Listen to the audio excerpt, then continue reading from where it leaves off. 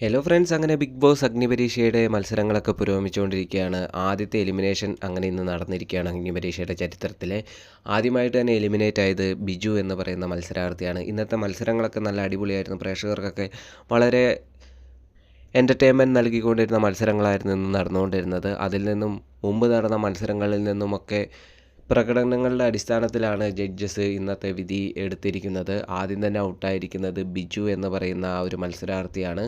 അദ്ദേഹം വളരെയധികം ഇമോഷണലായി പോവുകയും ചെയ്തായിരുന്നു. അദ്ദേഹം പറയുന്നുണ്ട്, ഈ ഒരു വേദിയിലേക്ക് വരാൻ വേണ്ടി എൻ്റെ മക്കളാണ് എന്നെ ഹെൽപ്പ് ചെയ്തത്. എനിക്ക് ഇംഗ്ലീഷൊന്നും അറിയത്തില്ലായിരുന്നു. എൻ്റെ മക്കളാണ് ഇതിനു വേണ്ടിയുള്ള ആപ്ലിക്കേഷനും ബാക്കിയുള്ള കാര്യങ്ങളൊക്കെ ചെയ്തതും.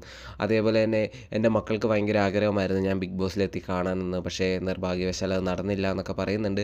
അദ്ദേഹം വളരെയധികം വിഷമിച്ചാണ് ആ ഒരു വേദിയിൽ നിന്നും വിടവാങ്ങുന്നത്.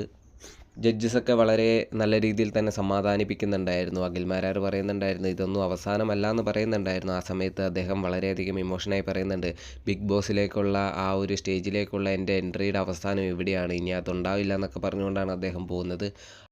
അങ്ങനെ ബിഗ് ബോസ് അഗ്നിപരീക്ഷയിൽ നിന്നും ആദ്യമായിട്ട് എലിമിനേറ്റ് ചെയ്യുന്ന മത്സരാർത്ഥിയായിട്ട് ബിജു മാറിയിരിക്കുകയാണ്.